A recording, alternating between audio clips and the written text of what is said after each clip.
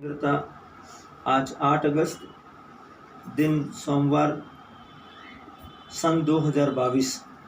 हमारा आज का जो प्रारंभिक वचन है वह है हमारा प्रार्थना का विषय, आपका सुनिश्चित मार्गदर्शक। हमारा प्रार्थना का और इस पूरे सप्ताह का मनन चिंतन का विषय है आपका सुनिश्चित मार्गदर्शक। दूसरा, अगस्त का जो महीना है यह है मनन का महीना। जो वचन आपने सीखे हैं, जो प्रार्थनाएं आप जानते हैं, आप जिस विश्वास में चल रहे हैं, आप यीशु मसीह के सुसमाचारों में, पत्रियों में, सपोपदेशक की पुस्तक में, सुक्ति ग्रंथों में, नीति वचनों में, प्रज्ञा ग्रंथ में, भविष्यवक्ताओं की पुस्तक में, उत्पत्ति में या सुसमाचार में मनन कीजिए। पूरा का पूरा महीना, अगस्त का महीना मनन का महीना है। मनन मतलब आपको जो आपने अभी तक पढ़ा है उसको फिर से आप उसकी पुनरावृत्ति करें।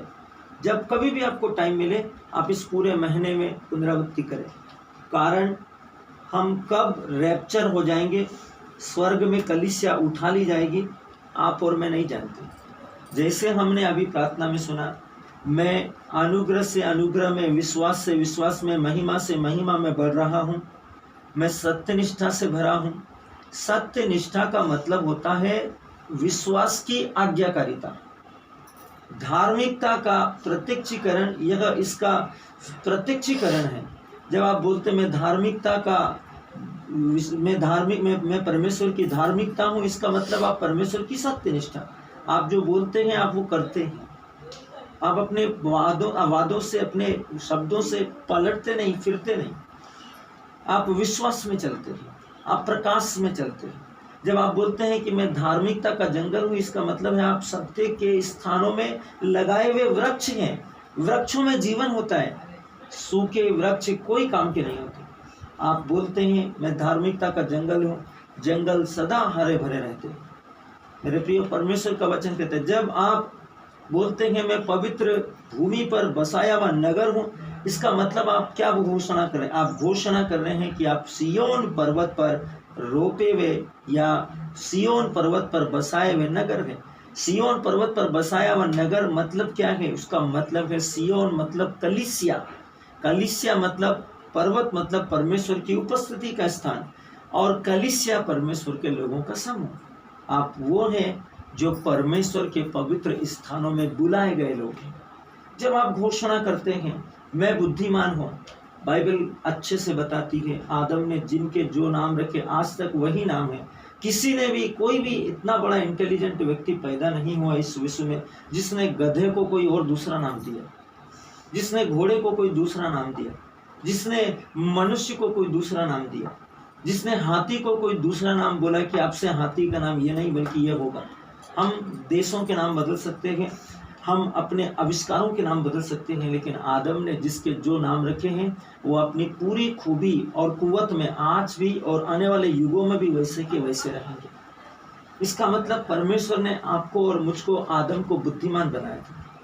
आदम ने जिन जिन पक्षियों को, पशुओं को, जीव जंतुओं को देखा और उनके जो नाम रखे वो उनके क्रम और उनके कार्यों के अनुसार रखे थे, और आज भी वो उनके क्रम और कार्यों के अनुसार, अपनी प्रजाति के अनुसार काम कर रहे हैं। उसने जिन पौधों के नाम रखे जो बीज देने वाले थे, फल देने वाले थे, उन सब के जो नाम रखे, कौन से खाने के हैं, कौन से नहीं खाने के, जो आदम ने उनके नाम रखे उनके स्वाद के अनुसार, आप वही स्वाद और नाम उनके अंदर महसूस कर सकते हैं। इसका मतलब परमेश्वर का वचन कहता है कि हम वाकई में बुद्धिमान हैं। इसीलिए कलीसिया हमें सिखाती है कि हम इस बात में घोषणा करें जो परमेश्वर ने हमको बनाया, मैं बुद्धिमान हूँ, तो अपने आप को बुद्धिमान बोलो। सदा आपको बोलना है मैं बुद्धिमान हूँ, मैं आशीषित हूँ, मैं विवेकशील हूँ, मैं महिमा से भरा हुआ हूँ। आप कैसे अपने आप को बोलते हैं कि आप महिमा से भरे हैं? आपके अंदर परमेश्वर का आत्मा है, पवित्र आत्मा है। चाहे आपने अपने विश्वास का इस्तेमाल किया हो या न किया हो, लेकिन फिर भी पवित्र आत्मा आप में है। आपने किसी के लिए प्रार्थना की हो या न की हो, लेकिन फिर भी पवित्र आत्मा आप में है। आपने किसी की चंगाई के लिए प्रार्थना की हो या न की हो, लेकिन फिर भी हीलिंग करने वाला, चंगा करने वाला, मृतकों को जिलाने वाला, अंधों को आंखें देने वाला, कोढ़ियों को शुद्ध करने वाला, बंदियों को मुक्त करने वाला, शांति देने वाला, सुरक्षा देने वाला यहोवा का आत्मा आपके अंदर है, क्योंकि आपने उसके पुत्र यीशु मसीह की मृत्यु का बपतिस्मा ग्रहण किया है। जिस दिन वो क्रूस पर गया, आप क्रूस पर थे, क्योंकि उसके क्रूस पर जाने के कारण व्यक्तिगत हम थे। हमारे पापों का परिणाम था क्रूस की मृत्यु। उसने हमसे प्यार किया और उस प्रेम को प्रकट किया, अपनी जान देकर क्रूस पर आपके और मेरे बदले अपने आप को देकर दिखाया कि मैं तुम्हें इतना प्यार करता हूँ। जब वो क्रूस पर था, हम क्रूस पर थे। जब वो कोड़ों की चोटों और आंसू और घावों से भरा हुआ था, वो हमारे कामों और कर्मों का प्रतिफल था, जिसके लिए यीशु को जिम्मेदार ठहराया गया, क्योंकि उसने हमारे बदले अपना जीवन हमको लिया और हमारी मृत्यु को स्वीकार कर लिया। जब वो क्रूस के ऊपर था, हम थे। जब वो क्रूस पर से उतारा गया, हम उतारे गए। जब वो पृथ्वी के मिट्टी के गर्भ में रखा गया, हम रखे गए। जब वो अधोलोक में गया, नरक लोक में गया, हम अपने पापों के कारण, यदि यीशु हमको नहीं बचाता तो हम कहाँ जाते? हम नरक में ही रहते। जब वो नरक में गया तो हम भी नरक में गए। जब वो मृतकों में से जी उठा तो हम भी मृतकों में से जी उठे। अब यदि वो पिता के दाहिनी ओर है तो आप भी पिता के दाहिनी ओर है। इसलिए हम परमेश्वर की महिमा है, उसकी सत्यनिष्ठा। हम जल से भरे हुए बादल, बाइबल क्या बोलती है? प्रारंभ में पृथ्वी उजाड़ और सुनसान थी और अथाह गर्त पर अंधकार छाया रहता था और समुद्र के जल के ऊपर, पानी के ऊपर यहोवा का आत्मा मंडराता था।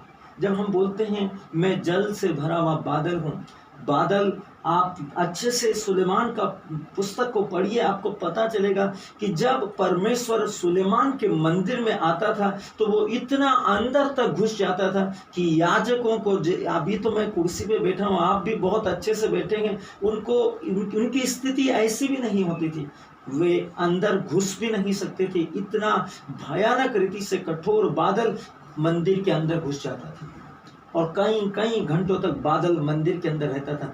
बादल प्रतीक है पवित्र आत्मा का, बादल प्रतीक है पवित्र आत्मा का। और जब वो जल से भरा है, मतलब है वो वचनों से भरा हुआ है, वचनों से भरा हुआ। यीशु ने कहा मेरे अंतस्थल से संजीवन के सोते फूट निकलते हैं। यीशु ने सामरी स्त्री से कहा था यदि तू जानती कि वो कौन है जो तुझसे जल मांगता है तो तू उससे बोलती और वो तुझे पीने के लिए अनंत जीवन का जल देता। उसने कहा मेरे वचनों में अनंत जीवन का